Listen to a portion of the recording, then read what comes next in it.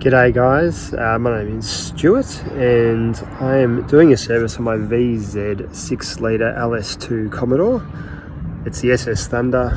I looked everywhere to get some info on how to service one of these things and no one could show me on YouTube that I could see. So this is for a Commodore VZ SS Thunder. Just going to do an oil change and change the air filter. So if we have a look underneath the vehicle, if I can switch this camera around, you will see just drain the oil. There's the oil filter there, so it's directly basically in the middle of the vehicle, about 2 feet in from the front. You'll see I've just been draining it, and there is a bash plate that you need to undo. They're 1/2 inch heads, so 3 of those, and then I just spun it around, got it out of the way, and you'll see the oil filter up there, so I'll take that off in a sec. And then here is the air box. It's 3 Phillips heads. There's the old air filter there. It's absolutely filthy, so I'll change that out, go from there. So just one thing, when you're changing the oil and you've undone the sump plug, there is a seal on there. So what we will do, you'll see I've got a packet of 2 there. I only need 1, came as a packet of 2, so I'll undo that, we'll replace it, it'll just slip off and reinstall it. Okay, so we've got our new washer on there. We're just going to stick that in, screw it up by hand.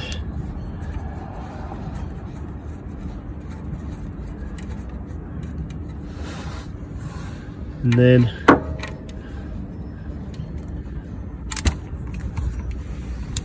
making sure obviously it's going to do up. Oh, I had it the right way. 3/8 drive might be a bit handier on this, but anyway, we've got the 1/2 inch, so we'll use that for the minute. Just make sure that's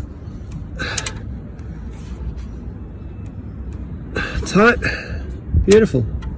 That's what there is to that, and then we'll change the oil filter in a sec. Okay, so I've got my tool now on my oil filter to try and undo it. It just literally works on this filter marginally, but I'll get enough purchase on it to undo it. Now it's a good idea to have a rag underneath because there will still be oil there. Even better is slide your tub under. You'll see it already starting to dribble down. So we've drained it as long. I've drained this thing for about half an hour, but there's still going to be oil there.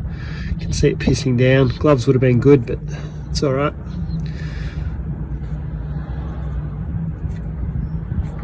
Shit is going to go everywhere.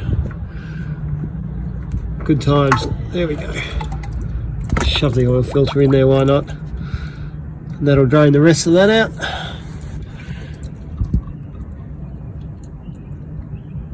Beautiful. Let that drain for a bit. Oh. Okay, so I've got the new oil filter. I've gone for Ryco. There's cheaper aftermarket alternatives, but Ryco's got a pretty good name. Just follow the instructions on installing it. I'm just going to use a little bit of the old oil, not much. It's really just to lubricate.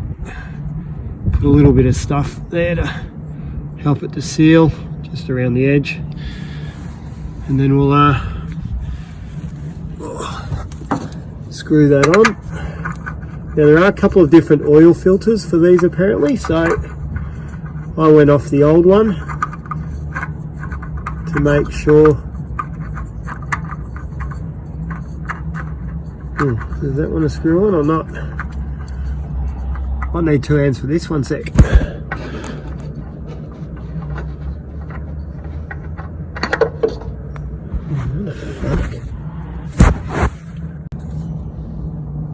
Yeah, that was a two-handed job for me anyway.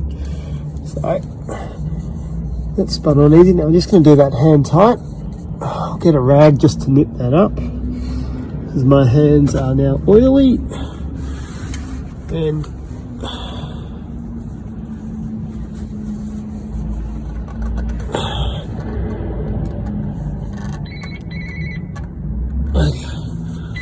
it's pretty firm there. I don't think that needs to be any tighter.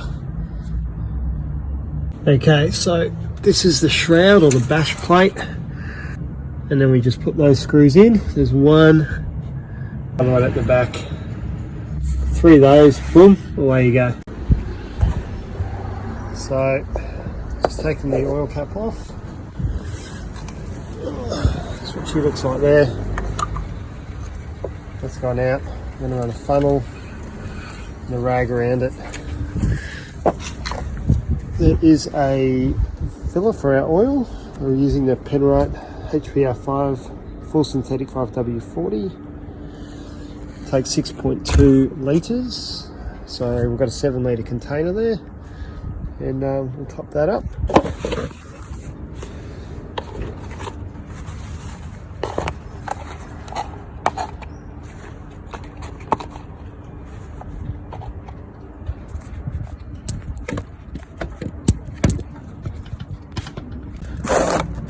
Okay, so I'm just going to use this Ryco. I've got all this stuff in Versons. I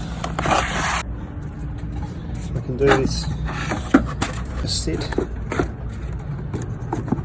in there, get all the hoses, anything out the way, any looms. The hose actually goes up there.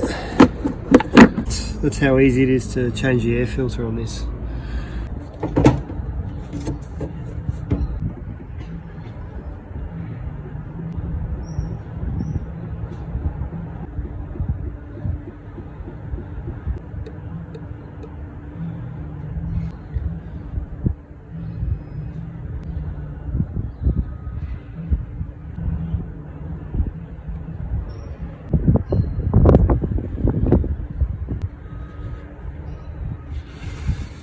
Good idea to just keep checking, see where we're at.